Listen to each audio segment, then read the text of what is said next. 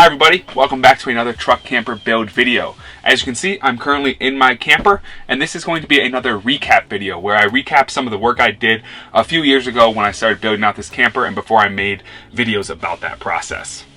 In this video, we're going to be talking about redoing my four-wheel camper. It's a pop-up camper that lives in the back of my Tundra. In a lot of these photos that I'll be showing you, you'll see that it actually used to live in the back of my Tacoma, but I recently switched to a Tundra. There's plenty of videos that I made about that switch process, why I did that, so if you're interested in that, I will link to them up there.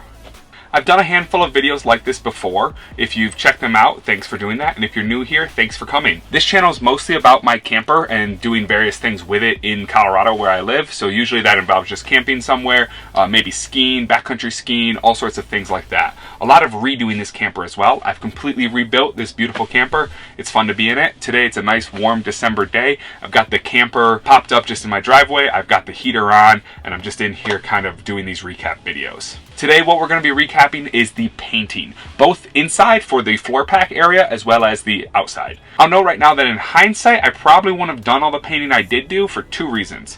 One, I just beat up the camper a lot anyways, just taking it on narrow trails around Colorado, so maybe the paint wasn't such a big deal.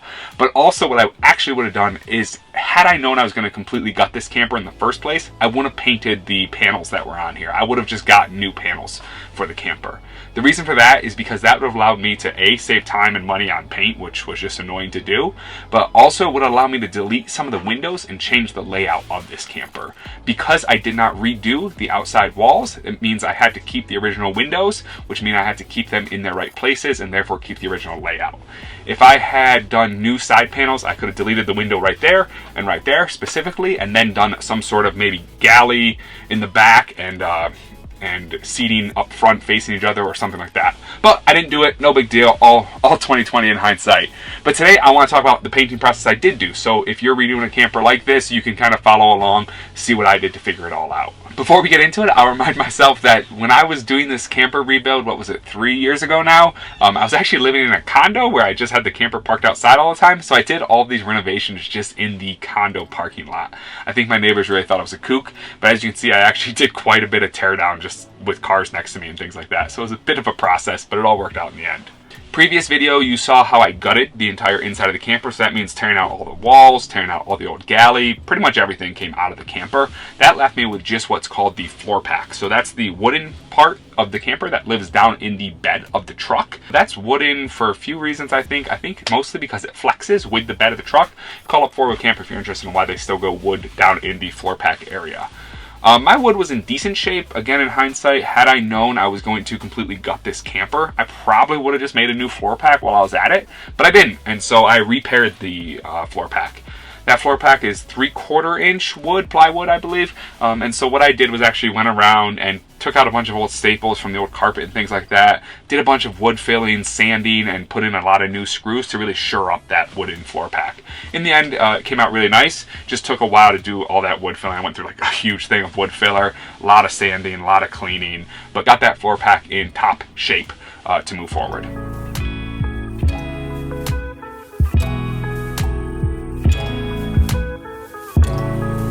With the floor pack sorted out, I then went ahead and did a coat of primer. I think I did 2 or 3 coats of primer, even did sanding in between it. Way overkill considering that almost all that floor pack is now covered up.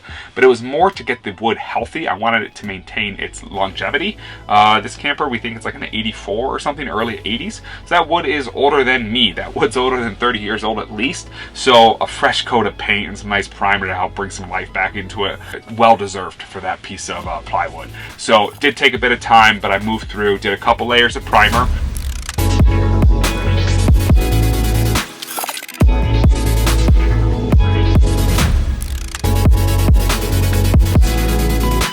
And then actually for paint, what I did was I went to the local big box store and I just went into their misfits sections of the paint, and I found a porch paint that had this blue hue to it.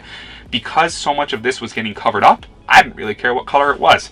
Let me see, I'm in the camper now. I can see a little bit of it below the galley right now, but I could put a panel over that. Maybe I will put a panel over it. But that's the only place I can see that blue. Everything else is covered up, so it really doesn't matter what color it was. It was a good exterior, I think an oil-based paint, so perfect for just kind of giving that wood some life back.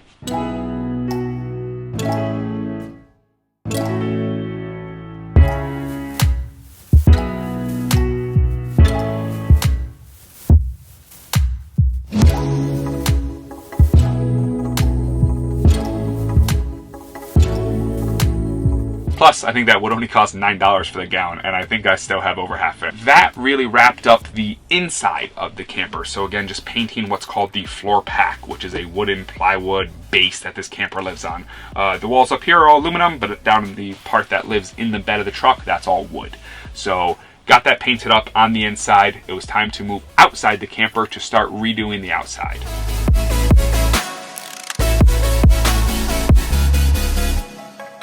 Full disclosure, as you'll know from the previous recap videos, it was truly a slippery slope in terms of this project. I did not realize I was going to go so deep so fast.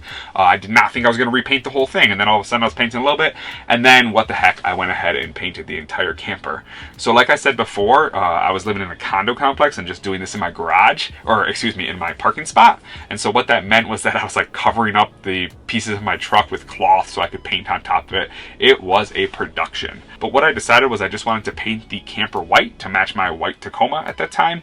But I did decide, because what the heck, to leave the two wooden kind of wood paneling look that was popular in the 80s apparently. Go ahead and leave that to keep the vintage look of the camper. So that meant I spent a lot of time taping around that wooden panel, covering it up, probably way overkill. It also meant that I had to take out all the windows and all the trim. So I took all the trim off the camper, I took out all the windows, did a ton of prep work on this. So while it is just metal that didn't need to be sanded or anything like that, there was a ton of old butanol tape around the windows, a ton of gunk. So a lot of razor blades, a lot of paint thinner, a lot of scrubbing, a lot of prep work for this guy. So with all the windows and trim off of this, I could start to prime it. I actually went to town with priming, really thin coats.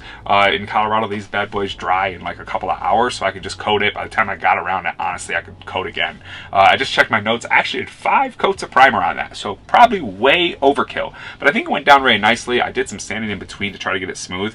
Again, we're painting metal, so like it's kind of like brush painting a car. 10 times out of 10, it's not going to come out great. So here I did try to at least go nice and slow and do some proper sanding in between steps to get the coat to come out decent at least. What else was funny about this was that I actually had to put the windows and doors like on and off the camper all the time. Like one day I'd be doing maybe 1 coat or 2 coats, then go to bed and then wake up and do the next coat the next day. And because it was just living in a parking lot in my condo complex, I would like seal up the camper and put all the windows in. I would just put in like 4 screws around the side or something like that. So a lot of on and off of those windows and doors and things like that. Trim pieces I just left off, but a lot of putting these things on and off, which was funny.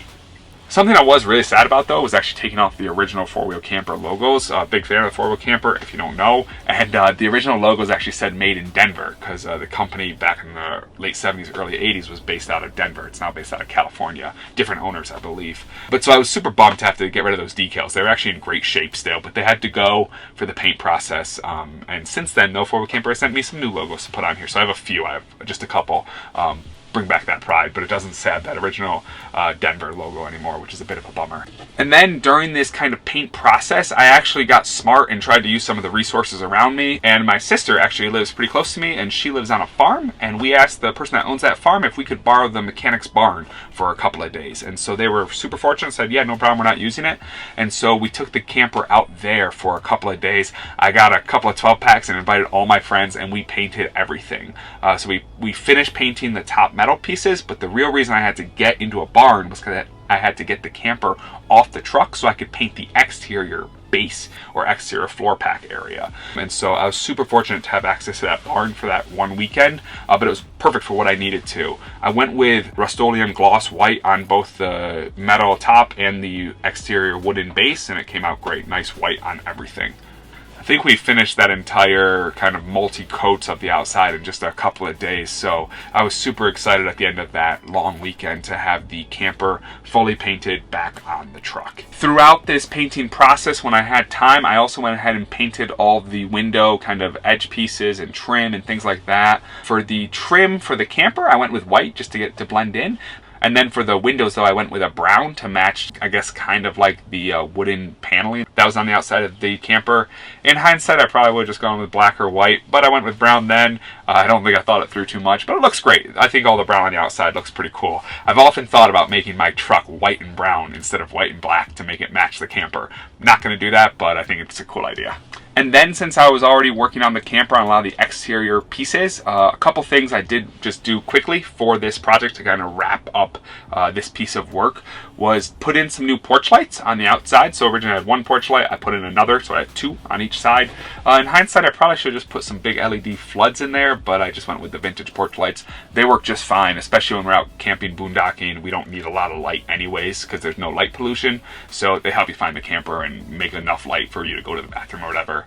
And then the other thing I did was put in a third brake light. So I thought that was really important. I don't know if these campers came with them back in the day or not. I know they do today, but I wanted a third brake light. And so I actually just went on Amazon and bought some sticky LED tape stuff. And it worked great. I'll link below to the specific stuff I bought. I want to say it cost $6 for like 5 feet of this, and it still works today, a few years later. So it was a super cheap, super simple process. And then I just wired those into my taillights, and they are great. Nice high third brake light, so people behind me know that there's a big thing in front of them stopping, which I think is a good idea. And that really wraps up this process. The camper was looking great. It was kind of usable by this point in time, and we definitely did use it at this point in time. So the exterior was all fresh painted, the interior was gutted but kind of fresh painted, ready to be built back up. The windows were reinstalled, things were looking good. Coming up in future videos will be recaps of this bed and how this bed works and kind of the build process around that. Also building out the inside a little bit more, putting on these wooden panels, which a lot of detail went into that, and then also putting together the roof or ceiling section. So those are some more recap videos I have coming, slideshow format just like this. I hope you enjoyed it. These are fun for me to kind of look back on some of the work I did before. If you have questions, drop them in the comments below. I get back to almost every comment I can, especially if it's positive. I do ignore some of the negative ones. But thanks for watching like always. If you haven't already, go ahead and hit the like button on this video and also subscribe to this channel. We're doing a lot of great things this past year, and next year's looking even better like always. So thanks for watching, happy camping, and we'll see you next time.